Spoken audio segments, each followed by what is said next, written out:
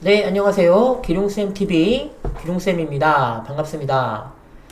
네, 이번 영상은 참 주제넘게 좀 거창하게 뽑아봤습니다.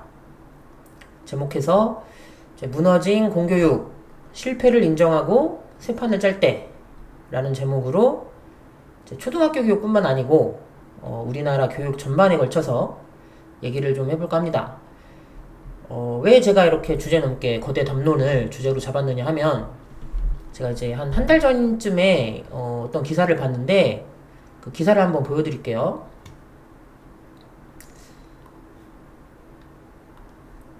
학교를 떠난 청소년 10명 중 4명 가까이가 학교를 다니는 게 의미가 없었다고 답했습니다. 정부 실태 조사에 따르면 학교 밖에서 특기를 살리거나 원하는 것을 배우기 위해 학교를 그만두는 학생들이 대다수였는데요. 자세한 내용 황정호 기자가 보도합니다. 네, 뭐 이런 기사였어요. 그러니까 그 기사 전체는 다 못 보여드리고, 그러니까 기사 내용을 좀 요약을 해드리면, 그러니까 현재 학교에 부적응을 해서, 그러니까 고등학교죠. 현재 고등학교에 부적응을 해서 학교를 다니지 않는 학생들 한 3,000명인가를 대상으로 설문을 했는데, 그중 40% 정도의 학생들이 학교가 아무 의미가 없다, 그래서 학교를 난 안 간다 라고 답을 했고, 그 전체 88% 정도는 학교에서 내가 원하는 것을 가르쳐 줬다면 학교를 다녔을 것이다 라고 응답을 했다는 거예요. 네. 또 검정고시가 이제 대학 입시에 오히려 더 유리하기 때문에 학교 그만두고 난 차라리 검정고시 봐서 대학 가겠다 하는 학생들의 비율이 또 점점 늘어나고 있다라는 기사도 있습니다. 또 어떤 기사가 있냐면, 네, 요런 기사가 있어요. 학교요? 자퇴하고 올인하는 게 나아요. 검정고시 출신 수능 응시생 27년내 최고. 그러니까 뭐 절대적인 수는 아닌데, 그러니까 뭐 수능을 볼 때, 그러니까 검정고시를 그 통해서 이제 수능을 보는 학생들이 2.8% 정도의 그 비율을 차지했다. 이것이 이제 지금 거의 한 30년 근래 최고 수치다. 그러니까 뭐 학교를 떠나고 있다는 얘기죠. 많은 그 학생들이 숫자가 점점. 네. 그러니까 뭐 이런 데이터 몇 개만 가지고 얘기하는 거라면 좀 어폐가 있죠. 어폐가 있지만, 제가 뭐 시간 관계상 뭐 다른 데이터를 얘기를 안 할 뿐이지, 사실 우리는 다 알고 있습니다. 네. 이미 오래전부터 우리나라 공교육은 완전히 무너져 있다는 거. 예. 뭐 제 주변에 중고등학교 자녀를 둔 선배들 얘기도 들어보면 학교에서 뭐 의미 있는 교육을 하리란 걸 기대를 안 하시더라고요. 뭐 물론 제 개인적인 그 경험이긴 한데, 그러니까 단지 어떻게 하면 대학 갈 때 유리하냐, 뭐 이런 걸 따지지, 그러니까 중고등학교를 교육기관으로 인식을 안 해요. 이미 사람들이 그냥 입시 준비 기간이다, 이 정도.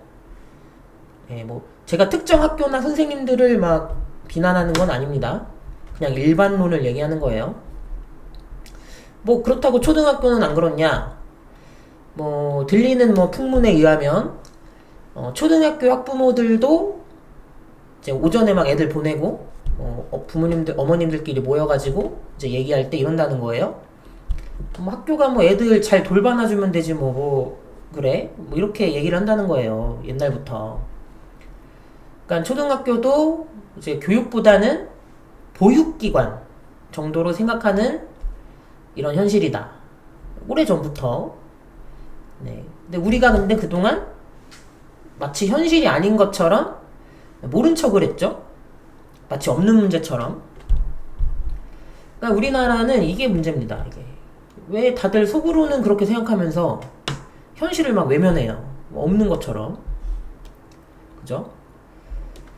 뭐 저도 제 고등학교 시절을 생각을 해보면 진짜 한마디로 그 좋은 대학을 가기 위한 기숙학원이었다.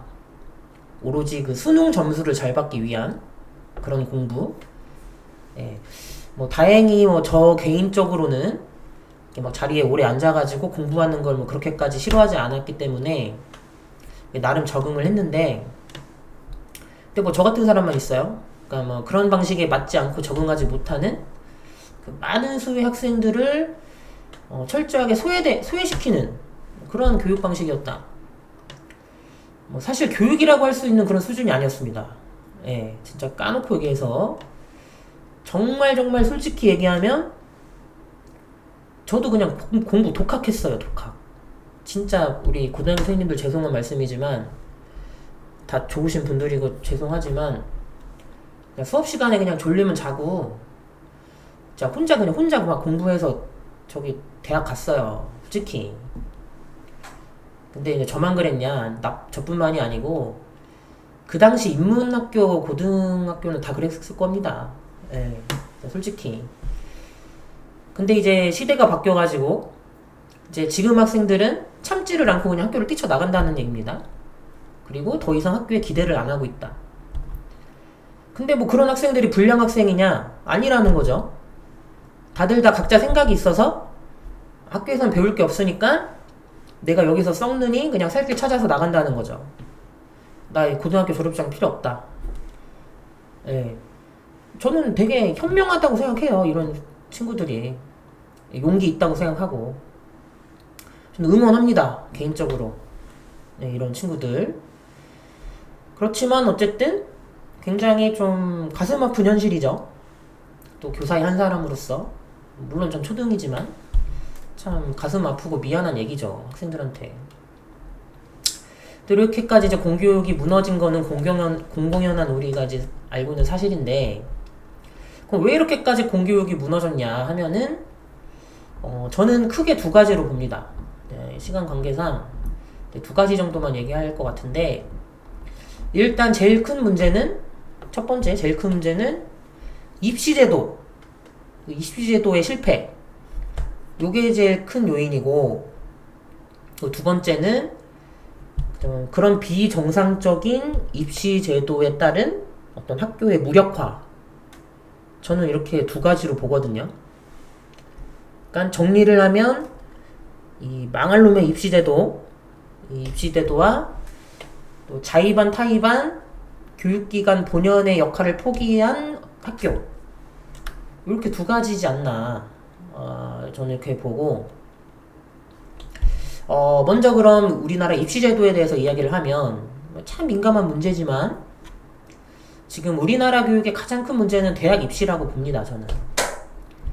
그러니까 다시 말해서 입시제도가 너무 혼란하고 투명하지가 않다. 그 중에서도 저는 이 수시 확대가 큰 문제라고 봅니다. 물론 수시 필요합니다. 필요한데, 그러니까 수시라는 건 이제 근본적으로 이게 왜 필요하냐면, 이제 예를 들어서 어떤 학생은 수학은 겁나게 잘해요. 수학은 정말 뛰어난데, 뭐 국어랑 사회 요런 게 막 딸려. 상대적으로. 이런 학생들 있습니다. 학교에 한두 명 꼭 있어요. 그러니까 어느 특정 과목이 상위 5% 안에 드는 막 괴짜들, 이런 애들이 있다고. 그런 이제 이런 한 분야의 두각을 나타내는 학생들을 위해서 수시가 필요한 거죠. 그죠? 이 어떤 보통 그 한 분야에 특출나게 튀어나오는 인재들, 요런 애들을 이제 걸러주기 위해서 필요한 건데, 근데 이런 애들은 그 분포상 많아야 5%에서 10%거든요. 10%도 아닙니다. 5% 정도. 그래서 이 5% 정도의 그 학생들을 발굴하는 게 이제 수시의 본래 목적이거든요. 그 한 분야의 특출한 인재들을 이렇게 가려낼 수 있는 방법으로 이제 수시가 운영이 돼야 되는데, 이게 지금 와서는 어떻게 변질이 됐냐면, 그냥 간단하게 이제 수학 잘하는 놈은, 자꾸 놈이라고 하네. 수학 잘하는 학생은 그 수학 실력 하나만 보면 되는데, 그 관련 대학에 진학해서 그 특기를 살리면 되는데, 막 이것저것 스펙을 요구하다 보니까 또 결국 스펙 쌓으려면은 뭐 이런저런 정보와 방법을 동원해야 하는데, 그러면 결국 있는 집 자식들한테 이게 유리할 수밖에 없거든요. 그렇게 변질이 됐어요. 그리고 물론 처음에는 그런 의도가 아니었겠죠. 근데 이제 이 수시라는 게 점점 이게 문이 넓어지더니 뭐 전인적 인재를 뭐 원한답시고 이런저런 능력, 스펙 이런 걸 요구한단 말이에요. 그러면은 이제 결국 돈 있고 정보 있고 그 스펙 쌓기 좋은 위치에 있는 그 집안 애들, 그쪽 자녀들이 유리할 수밖에 없는 구조가 됩니다. 이게 결과적으로 그렇게 됐죠. 근데 또 이런 문제점이 막 지적이 되고 지적을 하니까 또 무슨 헛짓거리를 하냐면 뭐 그러게 이게 계층간 불균형이 발생했어? 그러면 계층간 균형을 맞추면 되겠네. 그러면 이제 야 그럼 농어촌 전용 만들어서 농어촌 애들도 뽑아. 이렇게 돼버려. 이렇게 돼버리면 뭐가 문제냐? 그러면 이제 농어촌 사는 게 그 자체가 스펙이 돼버려요. 이게 말이 돼요? 농어촌 사는 게 스펙이야 그러면. 똑같은 실력이면 농어촌 3년 가는 거야. 대학을. 아니 말이 됩니까? 아니 뭐 도시 살던 부잣집 살던 뭐 시골 살던 실력 좋고 공부 잘하는 애들이 들어가야 돼. 그게 맞는 거지. 제가 뭐 농어촌 전용 또 싸잡아 비난하는 게 아니고 일반론 얘기하는 거예요. 그래요, 그죠? 이상하죠? 그러니까 아무튼 이게 어디서부터 이게 잘못된 건지는 몰라도 이게 뭘 해결한답시고 뭐 이것저것 대충 기어 넣다 보니까 이게 시간이 갈수록 이제 입시대조가 개판인 거죠. 그럼 이렇게 개판이 되면은 누가 유리하냐 결국. 보기 좋게 스펙 부풀리기 하는 거 유리한 사람들이 이제 유리해버지는 거죠. 공부만 잘해서는 안 되는 거예요 이제. 이것저것 뭘 해야 돼. 그러면 당연히 정보 있고 돈 있는 집이 유리하죠. 그러니까 이제 결국에는 어떤 식으로 돼버리냐면 고려시대 음서제가 돼버렸어요 이게. 이제 개천에서 용이 안 나요. 그러니까 있는 집 자식들한테 대물림이 돼버린다고요 이게 대학 입시가. 그렇게 돼버렸죠 지금 현실이. 제 말 틀립니까? 근데 이제 또 이제 답답한 게 뭐냐면 언제부턴가 이 수시가 이제 늘어나면서 또 어떤 헛짓거리를 했냐면 이제 그 정시 부담이 줄어들었으니까 이것저것 뭐 경험을 해야 된다 그래 놓고 학교에서 이제 공부를 안 시킵니다. 여러분들 혹시 이해찬 세대라고 들어보셨을 거예요. 저예요. 저가 이해찬 세대입니다. 이해찬 2세대? 이 정도 될 겁니다. 그러니까 원래 이제 제가 다니던 학교가 방학이 돼도 학교 와서 자율학습을 했어요. 근데 이제 교육부에서 그 여름방학 때 자율학습이나 야자를 하지 말라고 한 거야. 그래가지고 제 바로 윗 학년부터 공부를 안 하는 거야 학교에서. 막 그때 기억나요. 막 선배들 막 좋다고 막 저 공부 안 했던 거. 근데 또 우리 학교는 그런 눈을 피해서 공부를 겁나게 시켰지. 우리 학교는. 근데 이제 저는 지금 생각이 드는 게 만약에 제가 그 고등학교 때 제가 고등학교를 기숙사를 3년 내내 있었는데 내가 만약 그때 기숙사에 안 살고 그냥 자취를 하거나 집에서 통학을 했으면 내가 기숙사에 있었던 것만큼 공부를 했을까? 싶은 거예요. 제 스스로도. 근데 이게 무슨 얘기냐면 제 교육부에서 학교에서 자율학습 금지를 시켰어. 공부하지 말라고. 그럼 생각해보세요. 그럼 그렇게 한다고 해서 있는 집 애들은 공부를 안 할까요? 걔들은 뭐예요? 걔들은 학원 다니고 과외하고 다 하지. 그러면은 결국 누가 공부를 안 하게 돼요? 그러니까 집에서가 케어가 되는 애들은 학교에서 시키든 말든 한다고 공부를. 근데 어떤 애들이 안 하게 되냐면 좀 집에서 뭐 공부를 하든 말든 좀 부모님들이 상대적으로 관심 없는 애들. 그리고 학교에서 좀 붙들고라도 뭐 억지로라도 좀 공부시켜야 좀 성적 나오는 그런 애들. 이런 애들이 공부를 안 한다고. 그렇게 해버리면.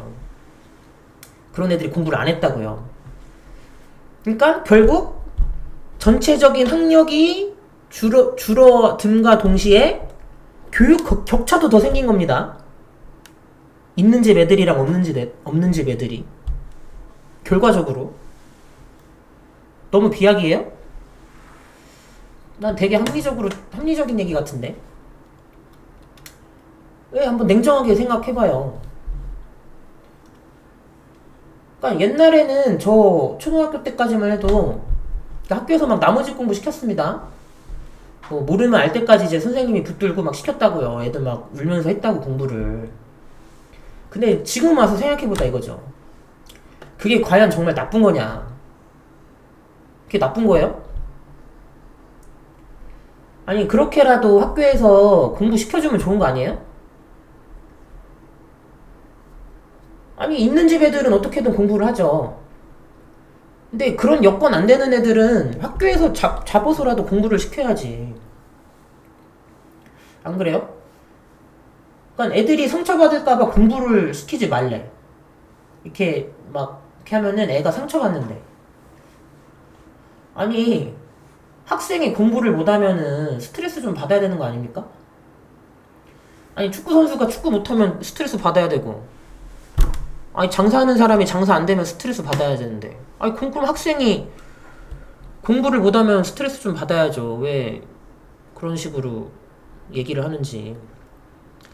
아니 그 나머지 공부를 한다는 건 이게 못해도 앵간히 못해야지. 그러니까 저 경험에 보면, 아니 초등학교 5학년이 알파벳도 모르면 이게 좀 눈물 콧물 흘려서라도 학교에서 혼나면서 배워야 되는 거 아니냐고요. 우리 땐 다 그렇게 컸어요. 물론 저는 나머지 공부 안 했지만 저는 공부 잘했습니다. 나름. 그러니까 우리 때는 그렇게 컸다고. 그렇게 컸어도 잘 살잖아요. 그죠? 그러니까 어느 순간에 이 그놈의 뭐 뭔지도 모르겠는 뭐 인권이니 뭐니 막 이런 뜬구름 잡느라 애들을 그냥 정작 애들을 내다 버렸다니까 학교에서. 뭐 인권이니 뭐니 찾느라 학교에서 공부를 안 시키고 그냥 애들을 내다 버렸어요. 학교에서 언제부턴가. 그러니까 저는 이게 나아가서 어디까지 생각이 미치냐면, 그러니까 지금 막 학교가 붕괴하고 막 이런 거의 원인 중에 하나가, 제가 봤을 때는 학교에서 공부를 안 시켜서 그런 거 아닌가. 그러니까 애들이 학교에서 할 짓이 없으니까 서로 막 그냥 쌍박질하고 막 정치질하고 막 하는 거야. 이것도 비약인가? 일단 제 생각이니까, 제 채널이고 뭐 제가 뭐 하고 싶은 얘기 하는 거니까. 그러니까 제 개인적으로는 이 학교 폭력이니 뭐 일진이니 이런 거 학교에서 그냥 공부만 제대로 시켜도 좀 반 이상 없어진다고 봅니다. 네, 뭐 이건 제 개인적인 근거 없는 추측이고. 그러니까 그냥 제가 하고 싶은 얘기는, 그러니까 학교에서 이제 너무 공부를 안 시킨다 요즘에. 그러니까 학교에서 공부 좀 시키자 이제. 그러니까 언젠가부터 애들도 그렇고 학부모님들도 이렇게 말해요. 아유 우리 애는 공부 못해도 돼요. 뭐 괜찮아요. 아니 어머님 앵간히 못해야죠. 이 정도는 기초는 해야 되는데, 이런 생각을 하죠 저는. 또 애들도 그래. 애들 부모님이 그러니까 애들도 그래. 공부 왜 해요? 엄마가 안 해도 된대요. 그럼 물어보지. 야 너 학생 때 공부 안 하면 뭐 할 건데? 아 몰라요. 저는 뭐 건물주 될 거예요. 건물주 아무나 되니. 그리고 뭐 공부는 재미가 없대. 얘기하죠 제가. 얘들아 공부는 원래 기본적으로 재미가 없어. 그냥 원래 이게 기본적으로 힘들고 귀찮음을 하면서 하는 게 공부야. 얘들아 그렇게 얘기를 합니다. 애들 듣지도 않지만. 답답한 현실입니다 진짜. 언제부터 참 학교에서 애들한테 공부하라고 이렇게 사정을 해야 되는지. 어쨌든 그런데 그리고 또 뭐, 그렇죠. 뭐, 맨날 뭐, 공부는 노는 것처럼 즐겁게 가르쳐야 되는데 또. 아, 뭘 어디까지 재미있게 가르쳐야 돼요? 개뿔 그런 게 어디 있습니까, 이게.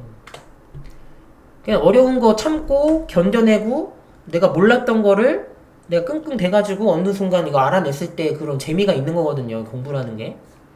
막 점수 막, 나 올라가는 점수가 보이고, 이러면 그게 재미가 느껴지는데, 참 요즘 아이들은 너무 자극에 민감하고 해서 참 안타까워요.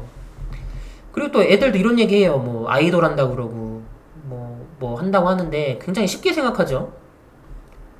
근데 또 전 또 그렇게 얘기하죠. 애들한테. 얘들아, 그런 연습생들이 그 춤추려고 쏟는 노력의 반의 반만 네가 공부를 해도 너 전교 1등 할 수 있어.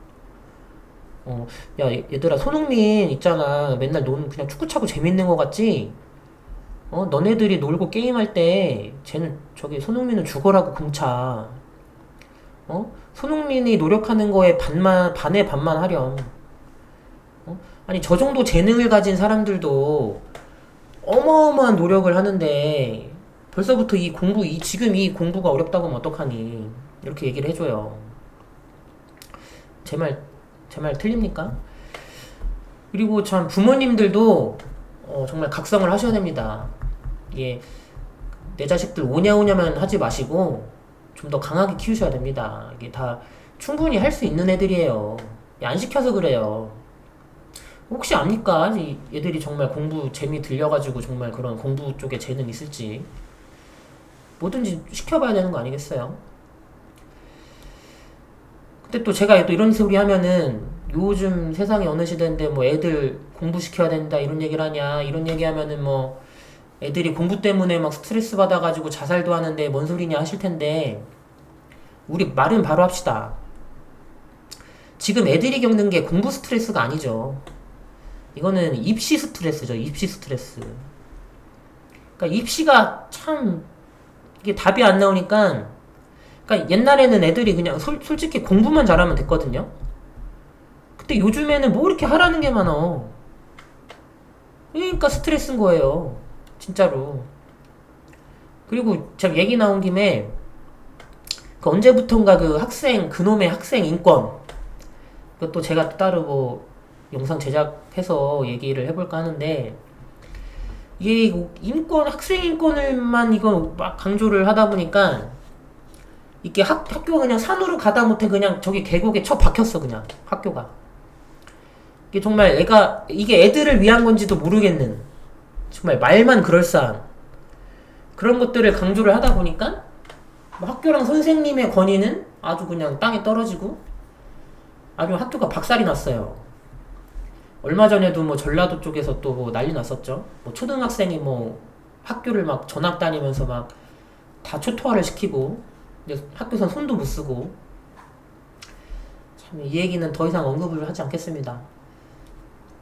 또 다음에 또 따로 영상을 제작을 한번 해볼까 하고, 또 얘기 나온 김에 좀 옆으로 새는 얘기인데, 이 얘기 좀 제가 한번 하고 갈게요.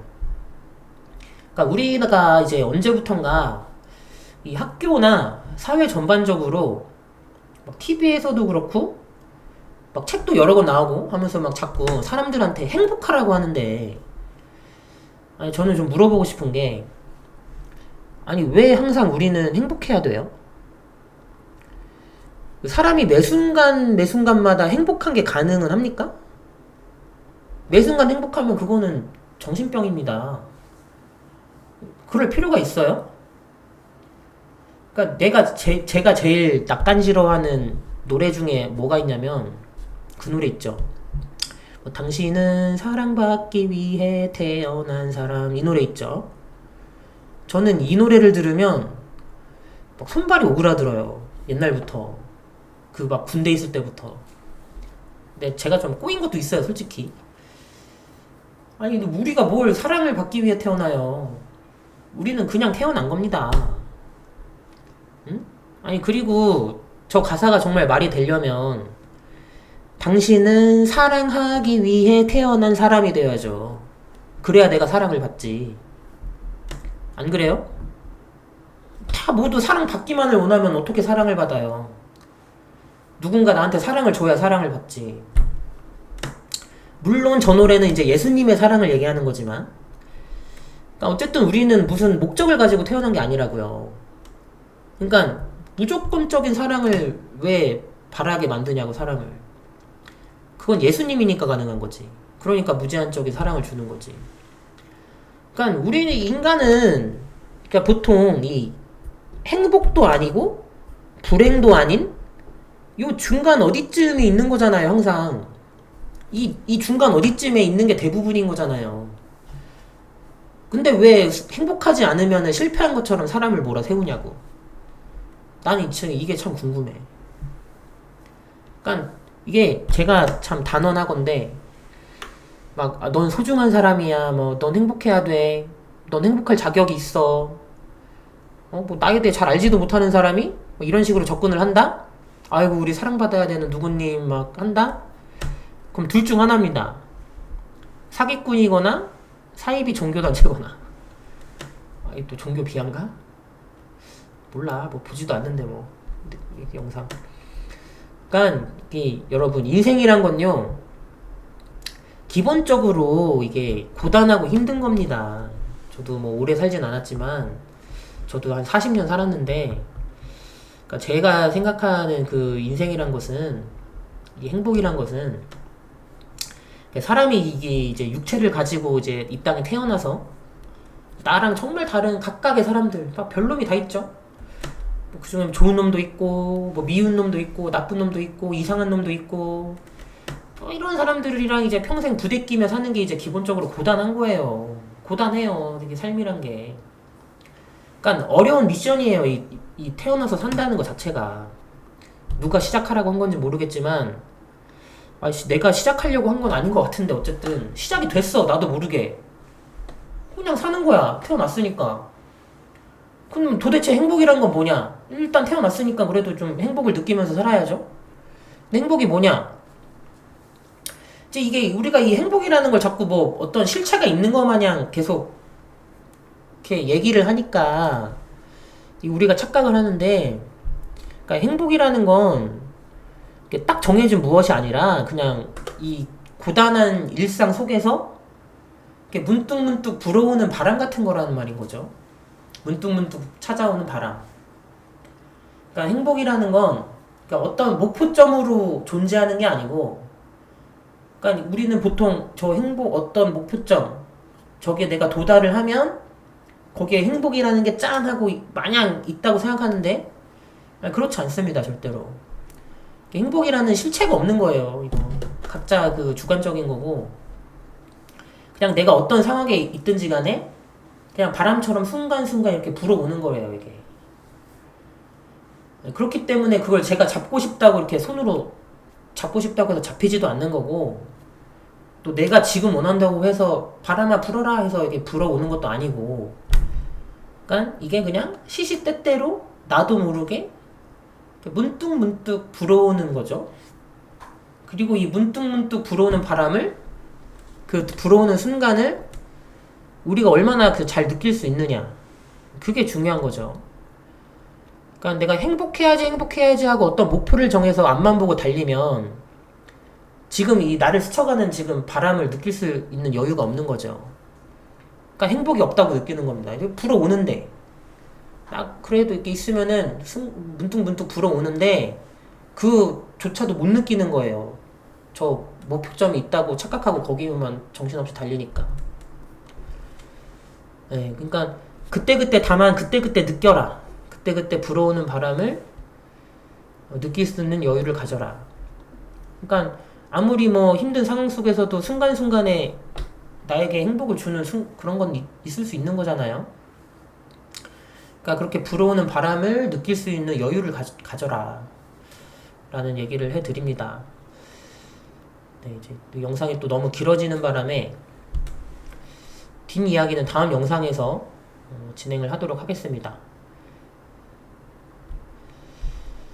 네, 뒷이야기는 바로 또 올려서 마무리를 짓도록 하겠습니다. 여기는 30분이 거의 다 됐기 때문에, 네, 여기서 일단 끊고 다음 2차 영상에서 뵙죠. 네, 감사합니다.